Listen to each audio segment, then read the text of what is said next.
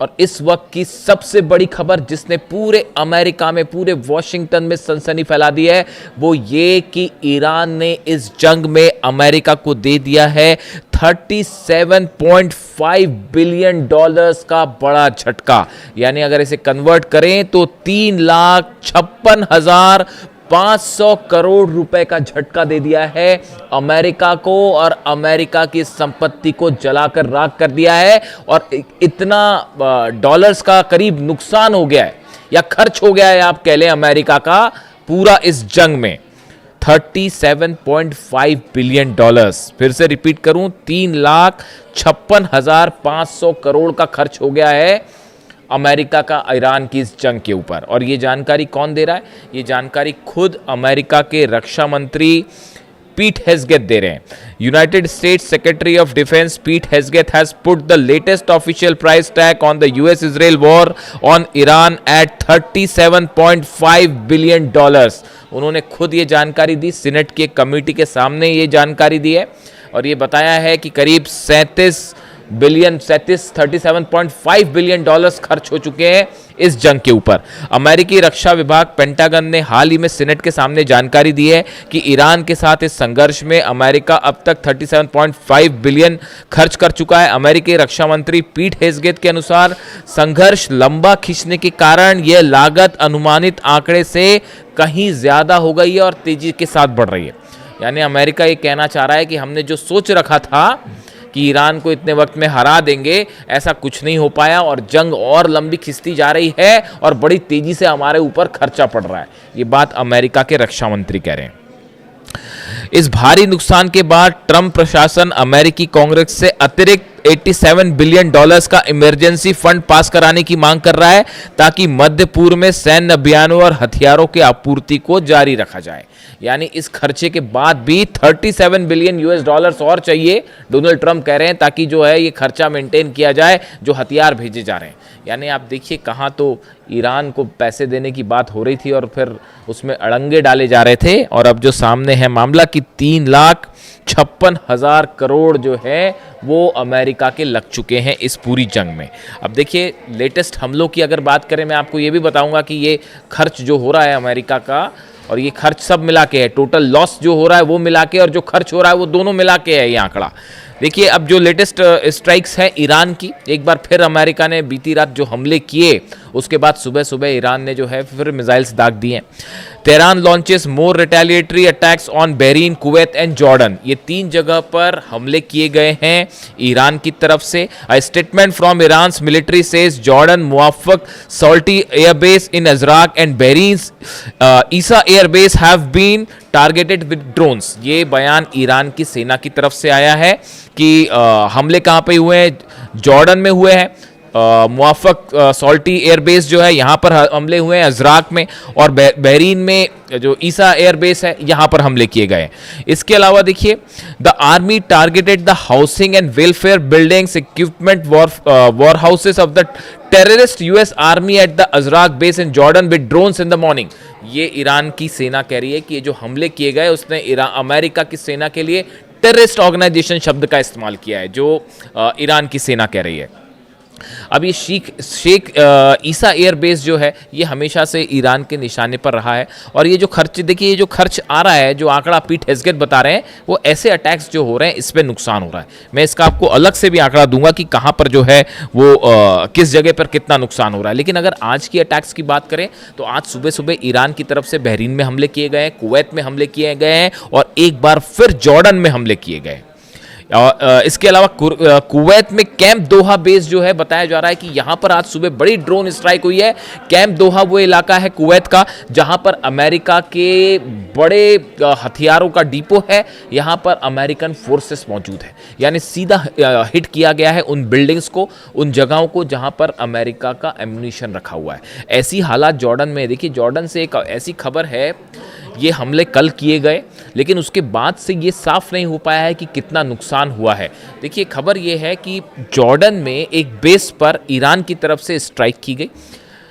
बताया जा रहा है इस स्ट्राइक में कई सारे बंकर्स जो थे वो तबाह हुए हैं, कई एयरप्लेन्स तबाह होने का दावा किया जा रहा है ईरान की तरफ से, और ये कहा जा रहा है कि यहाँ पे जो अमेरिकी आर्मी के जो लोग रुके हुए थे, सदस्य थे, जो उनके ऊपर उनके बंकर्स में एक बार फिर हमले का दावा है। ये दूसरा दावा है, पिछले दावे की बात मैं नहीं कर रहा हूं। जो 2 दिन पहले अटैक हुए थे वो अलग था, ये अटैक अलग है, ये कल के नए अटैक हैं। और इसमें बताया जा रहा है कि वहाँ पे बड़ी कैजुअलिटी है। अगर देखिए बंकर्स तबाह होते हैं और ख़ासकर वो अमेरिकी सेना से जुड़े हुए हैं, वहाँ अमेरिकी सेना रुकी हुई है, तो इस सूरत हाल में वहाँ बड़े नुकसान की बात हो सकती है। ऐसी सूरत में अभी अमेरिका की तरफ से कुछ नहीं कहा गया है कि वहाँ पे कितने सैनिक मरे हैं या कितने जेट्स तबाह हुए हैं। ये ईरान का दावा है कि F-15 जेट्स वहाँ तबाह कर दिए गए। ये कुछ वक्त लगेगा सामने आने में। तो ये जॉर्डन पर बड़ा हमला है। इसके अलावा बहरीन में देखिए जो अटैक है, शेख ईसा एयरबेस, यहाँ पर बड़े अटैक हुए हैं, ड्रोन से अटैक हुए हैं। यहाँ पर जो वेयर हाउसेस थे अमेरिका के मिलिट्री से जुड़े, उनको तबाह कर दिया गया है। इसके अलावा हैवी एयरक्राफ्ट मेंटेनेंस और रिपेयर शेड्स थे, इसको तबाह किया गया है। आप देखें जिस तरह के हमले अमेरिका कर रहा है ईरान के मिसाइल सेंटर्स पर, ईरान के लॉन्च पैड्स पर, ड्रोन साइट्स पर, इसके अलावा इंफ्रास्ट्रक्चर पर जो ईरान की सेना से जुड़े हैं, आम जनता से जुड़े हुए हैं, उसी तरह का जवाब अब ईरान की सेना भी दे रही है। और निशाने पर है हर वो इंफ्रास्ट्रक्चर जो अमेरिका से जुड़ा हुआ है। यानी बहरीन पर हमला, जॉर्डन पर हमला, कुवैत पर हमला, ये लगातार हमले इस पे जारी हैं।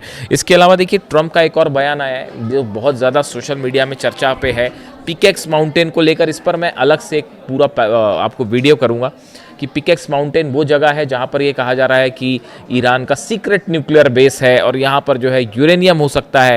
ये करीब 500 फीट नीचे बताया जाता है ज़मीन के, और ये जागरोस की ऐसी पहाड़ियों में स्थित है, नतान्स के पास, जहां पर बंकर बस्टर बम्स भी अंदर जाना, अगर हिट भी होते हैं तो शायद नुकसान ना पहुंचाएं। अब वो कैसे वहां पर ऑपरेशन करेंगे डोनाल्ड ट्रंप, ये डोनाल्ड ट्रंप ही जान सकते हैं। लेकिन एक बात साफ है कि डोनाल्ड ट्रंप ने अब ये जानकारी दे दी है कि पिकेक्स माउंटेन पर हमला होना है। यानी ऐसा लगता है कि आज रात यहाँ पर हमले हो सकते हैं पिकेक्स माउंटेन पर। ईरान की तरफ से कहा गया है कि अगर पिकेक्स माउंटेन पर हमले होते हैं तो उसके बाद पूरा अरब जलेगा। एक भी इंफ्रास्ट्रक्चर नहीं छोड़ेंगे, ना ही अमेरिका के किसी बेसिस को छोड़ा जाएगा, और पूरा अरब जो है वो जलने लगेगा अगर पिकेक्स माउंटेन पर हमला होता है। देखिए बुशर में धमाके की फिर से खबर है। यहाँ पर अमेरिका की नेवी का बेस है, इसको निशाना बनाया गया है। अमेरिकी नेवी पे टारगेट करके हमले किए गए हैं बुशर में। हालांकि बुशर का जो कोर पावर प्लांट का कोर हिस्सा है उस पर फिलहाल हमले की खबरें नहीं है। इस तरह की जानकारी फिलहाल सामने आई है। अब देखिए 2-3 और बड़े डेवलपमेंट्स हैं जो कि पूरे मिडिल ईस्ट के हालात को तेज़ी से बदल रहे हैं। एक तो बताया जा रहा है कि डोनाल्ड ट्रंप सऊदी के साथ जो है वो एक नया न्यूक्लियर पैक्ट जो है वो शेप लेता दिखाई दे रहा है, और डोनाल्ड ट्रंप की तरफ से हाँ कर दिया गया है। सऊदी काफ़ी समय से सपना देख रहा है कि एटॉमिक पावर बने, उसको लेकर कोशिश है। देखिए असल में हकीकत ये है कि सऊदी उस तरह से जंग में शामिल नहीं होना चाहता जैसा डोनाल्ड ट्रंप चाहते हैं, और बिना सऊदी के हमले के अब ये जंग अमेरिका अकेले तो नहीं लड़ सकता। ये बात आप समझ लीजिए, बात तय हो गई है। ये अब तक की जो जंग निकल के आई है, देखिए मैं आपको बता रहा था कि कहाँ पर कितने नुकसान हुए। ये जो आंकड़े आते हैं कैसे आते हैं, 3,56,000 करोड़ का जो आंकड़ा आया है, 37.5 US बिलियन डॉलर्स, ये कैसे आता है। अली अल सलेम बेस है कुवैत में, यहाँ पे पेट्रियट सिस्टम तबाह हुआ है, इसकी कीमत क्या थी, 1.5 billion US dollars. Air surveillance and early warning radar तबाह हुआ है, इसकी कीमत है 300 मिलियन डॉलर्स। ये वो आंकड़े बता रहा हूं मैं जो अमेरिका को नुकसान हुए हैं। अगर आप बहरीन की बात करें, शेख ईसा एयरबेस पर पेट्रियट सिस्टम तबाह हुआ है, 1.5 बिलियन US डॉलर्स, करीब 1.5 से 2 बिलियन डॉलर की इसकी कीमत होती है। एयर सर्विलांस रडार जो है बहरीन में तबाह हुआ है, 300 मिलियन डॉलर्स। ऐसे ही हाल जॉर्डन में है, जॉर्डन में भी पेट्रियट सिस्टम तबाह है, 1.5 to 2 बिलियन डॉलर्स। यानी आप देखिए ये तीनों जगहों पर, तीनों बेसिस पर जो पेट्रियट सिस्टम है उसको टारगेट किया ईरान ने। इसके अलावा US command centre, fighter jet centre तबाह है, एयरक्राफ्ट सपोर्ट फैसिलिटीज तबाह है और फ्यूल टैंक्स तबाह है।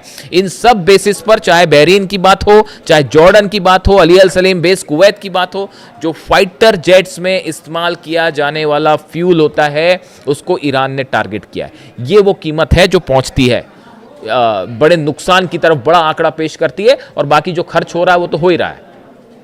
जो अपने एयरक्राफ्ट पे और अपने एयरक्राफ्ट कैरियर्स लाने में अमेरिका जो खर्च कर रहा है, वो हर रोज़ का उनका जो खर्चा हो रहा है वो तो हो ही रहा है। यानी इस जंग में बड़ा नुकसान हो रहा है अमेरिका को, और आर्थिक नुकसान, जंग वाला नुकसान तो हो ही रहा है। सैनिक मर रहे हैं, बेस जल रहे हैं, प्रभाव खत्म होता जा रहा है और इकोनॉमिक जो नुकसान है इसी वजह से कहा जा रहा है कि बहुत लंबा नहीं खींच पाएंगे। वो सऊदी को कोशिश है, इस तरह की जानकारियां हैं कि सऊदी को किसी तरह से इस जंग में उलझाने की कोशिश है, लेकिन चीन की भी एंट्री हो गई है। चीन जो है वो अलग सऊदी पर अपना प्रभाव कायम रखना चाहता है। बहरीन में एक उसकी बड़ी चर्चा है, बहरीन में एक डिफेंस सिस्टम देखा गया जो बताया जाता है कि चाइना का बना हुआ है। यानी चाइना, देखिए वॉर में, जंग में यही होता है, जहाँ फ़ायदा वहाँ डील वाली बात होती है। अब हर कोई शख्स जो है वो ईरान की तरह, अली खामने साहब की तरह नहीं होगा कि जो एक बात कही दी तो उस पर कायम रहेंगे। खैर फिलहाल हालात ये है कि यूएई पर हमले हो रहे हैं, जॉर्डन पर हमले हो रहे हैं, बहरीन पर हमले हो रहे हैं और ये सभी देश फिलहाल मिलके ईरान की मिसाइल्स और ड्रोन स्ट्राइक्स को नहीं रोक पा रहे हैं। अमेरिका इस जंग को आगे बढ़ाए जा रहा है, लेकिन बड़ा नुकसान अमेरिका को झेलने को मिल रहा है। सैनिक मर रहे हैं, सिस्टम्स तबाह हो रहे हैं। अरब इस बात को समझ चुका है कि अमेरिका डिफेंस सिस्टम से हमारी रक्षा नहीं कर सकता। इसी वजह से चाइना शायद अपने डिफेंस सिस्टम बेचने की कोशिश में है। देखिए इसीलिए कहा जाता है एक बात कि अमेरिका, डोनाल्ड ट्रंप जो हैं वो बड़ी बड़ी टॉमहॉक मिसाइल ला सकते हैं, लेकिन इमाम हुसैन वाला हौसला नहीं ला सकते। तो डोनाल्ड ट्रंप जो है F-35 और F-16 और F-18 जेट्स ला सकते हैं, लेकिन अली खामने साहब वाली हिम्मत नहीं ला सकते। अमेरिका जो है बड़े बड़े एयरक्राफ्ट कैरियर्स ला सकता है, लेकिन शहादत देने का जो जज्बा ईरान में है वो नहीं ला सकता। और यही वजह है कि जंग में ईरान एक बार फिर भारी पड़ रहा है और न सिर्फ अमेरिका बल्कि सब अरब देशों पर लीड बनाए हुए है। और हालात ये है कि अगर अगले चंद दिन और जो 72 घंटे का टाइम दिया था उसमें से 24 घंटे बीत चुके हैं, 48 घंटे बचे हैं। ईरान का कहना अगर जंग उसके बाद भी जारी रहती है तो ऑल आउट वॉर होगा। इससे जुड़ा जो भी अपडेट होगा आप तक पहुंचाएंगे। Thank you so much.